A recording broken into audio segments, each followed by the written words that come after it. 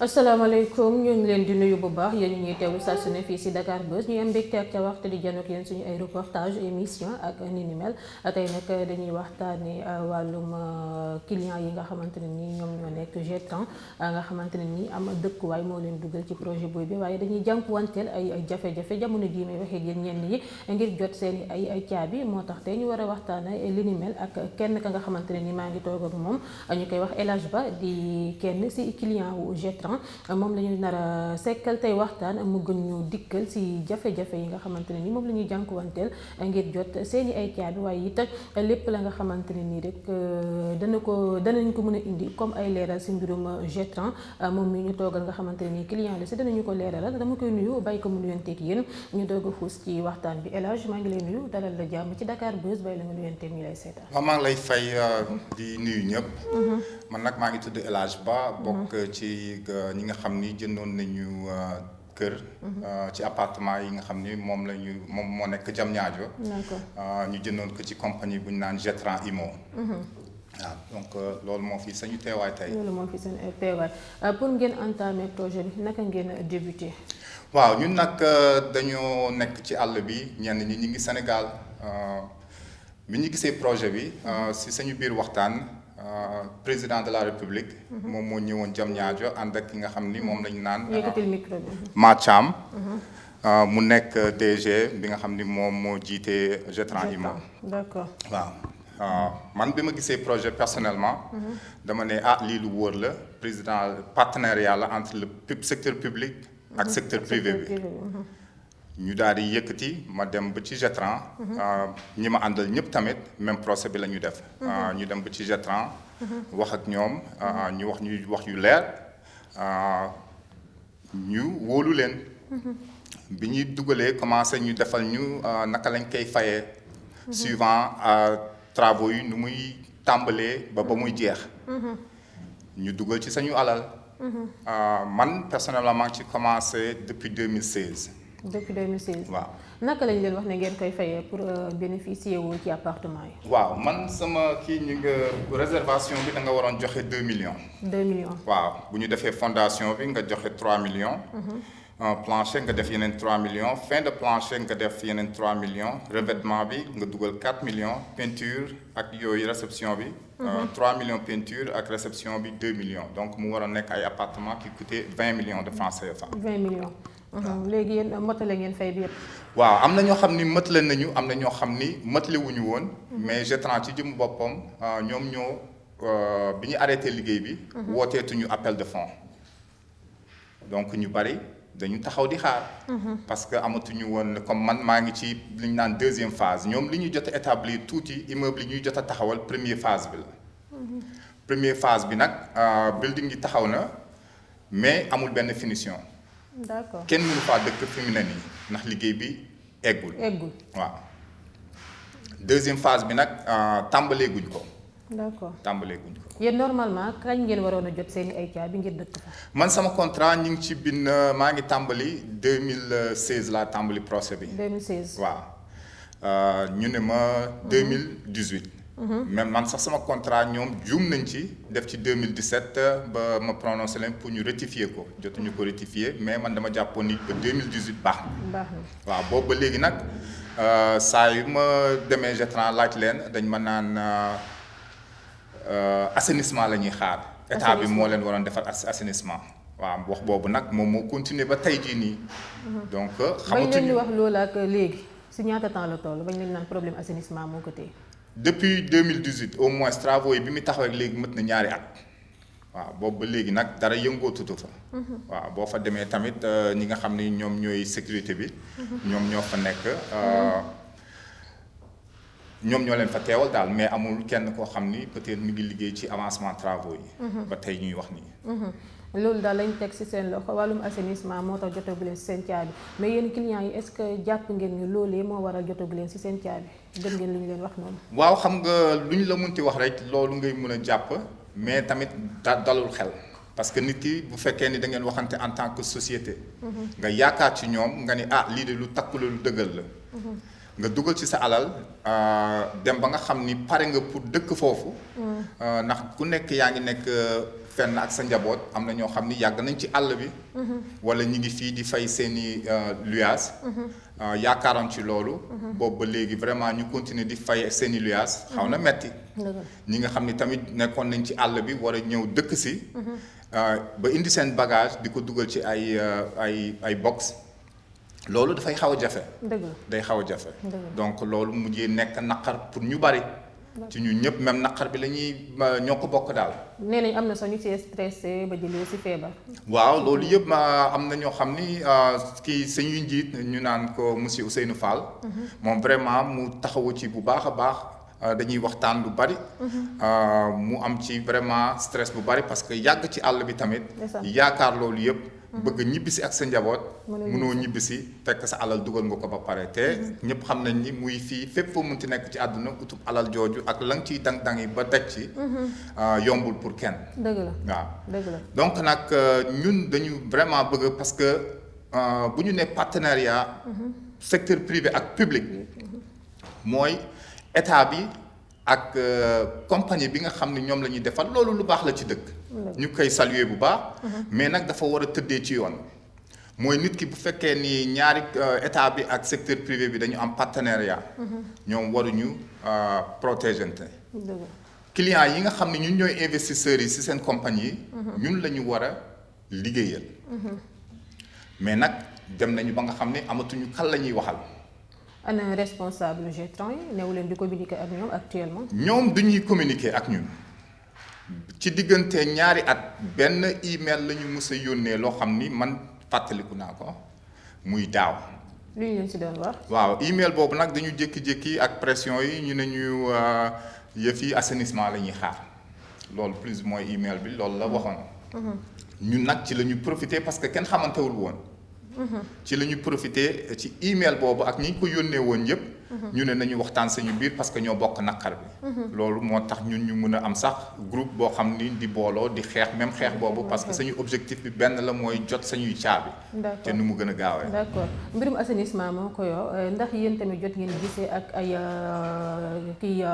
responsable yi nga xamante ne ni ñoom ñoo nekk ci état bi maanaam autorité étatique yi ngir waxtaan si ak ñoom ñu jàppale leen si ba ngeen mën a gaaw a jot seen ay clé. waaw groupe bi nag kenn toogul. ku nekk dëkk ba nga mënti nekk yaa ngi jéem a xool sa député ba fa nekk ki nga xam ni mooy représenté diaspora bi. ku ci nekk tam Sénégal yaa ngi ñu ngi lay jéem a loo mën a dox ak foo mënti jublu. pour ñu déglu ñu xam ni ay doomu Sénégal lañu. bëgg a contribuer ci économie dëkk bi. bëgg a bokk ci lu bari. waaye nag yii dafay xaw a doy waar. état defagu si benn jéego. gisaguñu dara loo xam ni dëgg-dëgg état bi wax nañ ñu ko. waaw loo xam ni mun nañ ci kii. récemment nag ñun dinañu suivre ay peut-être ci réseaux sociaux yi. di jéem a xool ci YouTube lan la ñuy def. keroog am na peut-être gis nañu ay genre matériel assainissement bu ñu indi woon foofu. mais boobu ba léegi ñu ngi naan 22 semaines maanaam wax bi bu Getran waxee lii ñañu ne ñoo ko war a defar. ñooñu di wax leneen donc pour ñun ñu jàpp ni réero bi bari na. taxawuñu daal ci benn kàddu. taxawuñu ci benn kàddu. d'accord donc ñun tamit dañuy gën a réer. te naqar boobu tamit dafay gën a yokk. waaw. yéen ñi nga xamante ne nii yéenay groupe bu entamé door projet bi ci ñaata ngeen toll. ñun actuellement ñi nga xam ni dañoo booloo di waxtaan suñu biir bëgguñu woon kenn rax suñu biir. donc mun nañu ne plus de 40 personnes lañu ñoo xam ni au moins. ut nañu avocat di leen topp pour ñu jox ñu sañuy jaar. donc saisir ngeen justice. waaw saisir nañu justice. am na ñu ci jot a dem ci procès yi. des fois ñu koy renvoyer waat yooyu mais ñi ngi ci topp ci tànk yooyu ñi ngi ci ba léegi. bàyyiwuñu te duñu bàyyi. waaw. loolu leer na donc fi mu ne nii ñu bëri fa la ñu yaakaar ngir dëkk ndaxte foofu la ñu investir ngir mën fa dëkk ak seen njaboot mais jusqu'à présent jot seen i ay clé moom mooy jafe-jafe yi donte sax lépp la ngeen waroo ak ñoom def ngeen ko fi mu ne nii saisir ngeen justice yéen a ngi xool ñi nga xamante ne nii ñoo di autorité étatique yi ku si nekk comme si xam mi ngi koy làmb mais taxagul mu sotti à part loolu yan jéego ngeen si fas yéene doxaat. waaw ñun dañuy continuer ci li ñuy def rek ndax nit ki boo xamul kan ngay waxal. koo waxal peut-être doo am objectif parce que objectif bi yëpp mooy jot caabi. loolu rek la ñu soxla. donc ku nekk jéego yi ngay dox yépp pour loolu la. waaw amaguñu nag benn structure boo xam ni mën nañu jublu. ci diw à Jetran bi nga xam ni moom lañ ko séqaloon. pour waxanteeg ñoom lu leer. comme communication boobu dafay xaw a gàtt ba nga xam ni des fois da ngay dem sax ba dootoo xamante ndax sa alal ba nga ca jot a dugal sax fan la taxaw. d'accord waaw man personnellement laajte naa question boobu lañ ma wax nee na ñu ma li ñu jot a dugal mi ngi ci ay kees yu wóor. mais nag amuñu ci benn preuve. amuñu ci benn preuve. waaw man personnellement dama jàpp li ñu wax mais tamit koo xam ni séq nga moom contrat respecté wu ko dootoo xamante la ma lay wax la cay dëgg ak la ca nekkul dëgg.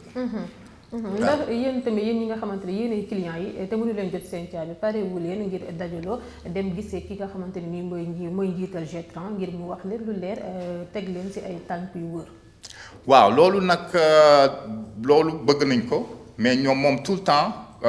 wax boobu daf koy xaw a moytu dajaloo boobu donc ci ki nga xam ni moo koy toogal foofu ci bureau bi di madame Diop. moom la ñu bari di faral di waxal. waaw loolu nag ñi ngi koy sàkku moom ñu toog waxtaan ak moom. waaw mu ñëw fekk suñu parce que moom la ñu séqal moom moo jiit mbir mi. parce que ñamu fa teg ñun sañu naqar rek lañ leen di soppi te ñooñu. vraiment ay liggéeykat lañu comme ñun ñëpp rek. waaw te ñu yaakaar ne ni nag moom. war na yëkkati. pour mun a ñëw jàkkaarloog ñun. waxtaan ak ñun ci lu leer. xamal ñu ci kàddu yu leer ak lan mooy responsabilité am ak ku nekk lan mooy responsabilité am. waaw di def tamit appel ci ki nga xam ni moo jiitu dëkk bi. parce que ñun tamit ci moom la ñu yaakaaroon. bi ñuy dugg ci projet bi parce que biñ ko gisee ci loolu. vraiment dañu yaakaar ni lii lu takk lu dëgër la. waaw te mën nañoo wax ne looloo tax ngeen gën a am confiance. confiance bi ci loolu la. confiance bi li ci ëpp ci loolu la et puis dafa am loo xam ne tamit il faut ñëpp ñi nga xam ni. ñi ngi taxawu ci affaire immobilier ak yooyu. di ci jàpp parce que réputation Jetran bu ñu nee dañ naan rek compagnie sénégalaise bee deful te ñun man personnellement. bi ma ciy dugg dëgg-dëgg dama bëggoon tamit.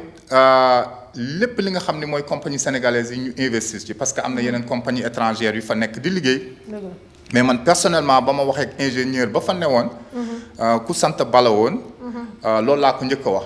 ma ne ko man bu ma gisee sénégalais yi di investir ci dara. man damay am passion bi nga xam ni fa laay bëgg a jëm. mais boo ci amee ay rëq-rëq. doo maanaam ëllëg du mën a nekk donc. képp kuy liggéey ci immobilier nga xam ni yaa ngi nekk. compagnie sénégalaise. na nga jàpp ni ñun lenn rek la ñuy wax compagnie sénégalaise te wax bi bu jàllee. amatul beneen compagnie boo xam ni keneen dina ko wóolu.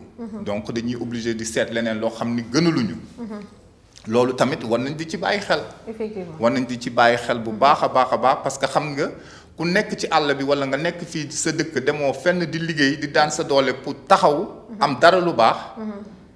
loolu amul sa dëkk mënul paase loolu. dëgg la. foo munti nekk ngay xalaat ñëw sa dëkk liggéey fa investir loolu. loolu amul leneen lu ko gën.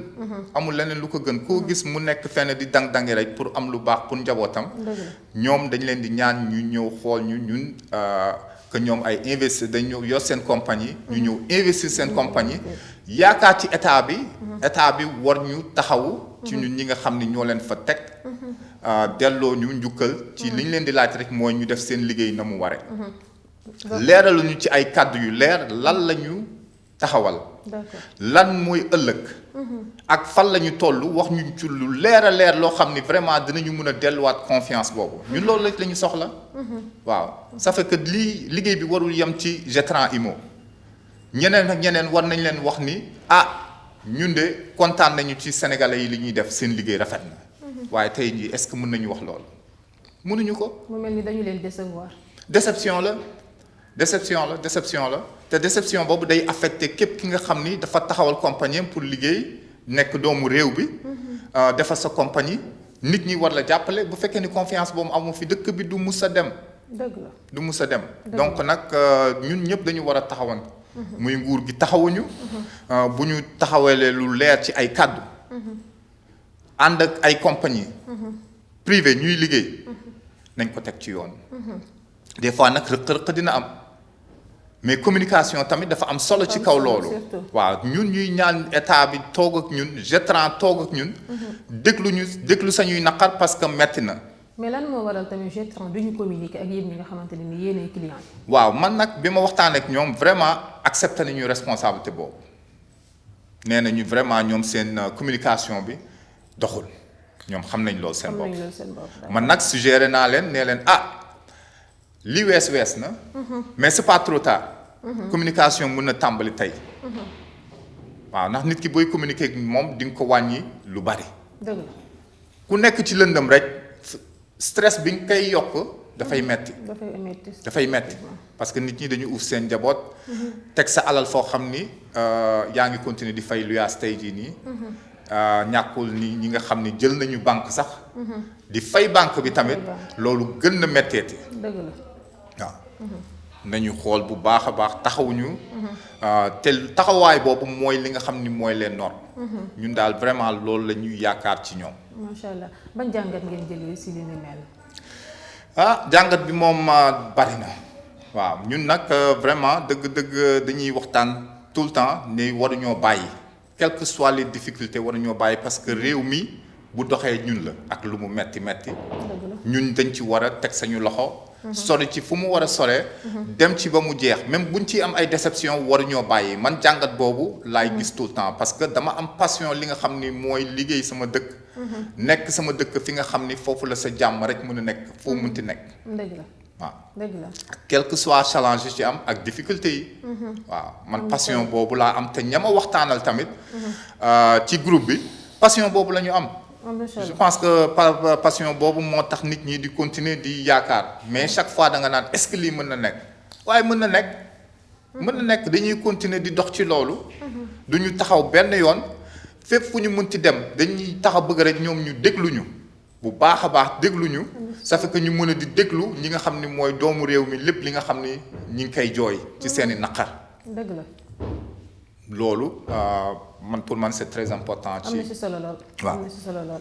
voilà comme ñoo ko déggandool mu nekkoon El Hadj Ba bokk ci ay clients G30 ñi nga xamante ne ni ñoo fa dugal seeni ay koppar ay millions ngir jot ay appartement yi nga xamante ne ni moom la ñu signé wante ak ñoom contrat ñoo ko déggandool lépp la leen waroo ak ñoom def nañ ko ba mu mat sëkk waaye jusqu'à présent mënuñoo jot ci seeni ay caabi appartement ndax nee nañ leen ay problème d'assainissement la ak li ni mel saisir nañu justice saisir nañu aussi autorité étatique yi mais jusqu'à présent jotaguñ si li nga xamante ne ni moo di seeni ay caabi donc comme ni mu ko lancé rek appel ñuy ñaan ñi nga xamante ne ni ñooy responsable yi foofu ak autorité étatique yi ñu duggal si seen loxo ngir ñoom it ñu mën a jot si seeni ay caabi ba dem si seeni ay dëkkuwaay comme ni ñu ko bëggee ndax wax na ko léegi si biir waxam dañoo nekk ci àll bi di def di investir seen réew kon ba tax na waruñu see am déception ndaxte dañ see war a am li nga xamante ne ni moo di lu leen gën a encouragé la ngir ñuy gën a investir seen réew de même que ñeneen ñi aussi di ñemee tamit investir seen réew dama lay bàyyi El Hadj xam naa nga tàggatoo. waaw jërëjëf ci teewaay bi kontaan naa lool ci invitation bi ngeen ci invité. di ñaan sama groupe ñi nga xam ne ñoo bokk xeex bi. kenn bañ a tàyyi. ñu continuer ànd. ak déception bi lu mu diis ak métit yi ñun ñëpp ñoo ko bokk. mais tamit bu ñu wàcc. nañu continuer liggéey bi comme niñ ko daal di defee ku nekk yaa ngi woote. dëkk ba nga nekk yaa ngi bàyyi sa liggéey di woote. di jéem a seet ñi nga xam ne ñoo nekk ci état bi ak député yi di leen interpeller passé di dem ci consulier di wax yooyu. loolu yëpp dañ ko war a di continuer.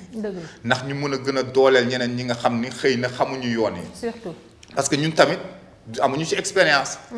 yoon bi lu bees la ci ñun. di jéem a waxtaan sañu naqar ak yooyu yëpp lu bees la. donc di interpeller nit ñëpp ñi nga xam ni xam naa ni naqar bi du ñun rek la. am na sénégalais yoo xam ni ñu ngi am seen naqar feneen. waaw loolu yëpp pour nit ñooñu xam ni tamit. dañu war a takku jóg. di def la même chose. waaw te bañ di décourager lu mu metti parce que dox boobu ak taxawaay yooyu. moo ñuy jox ñu ñëpp en tant que sénégalais moo ñuy jox expérience li nga xam ni.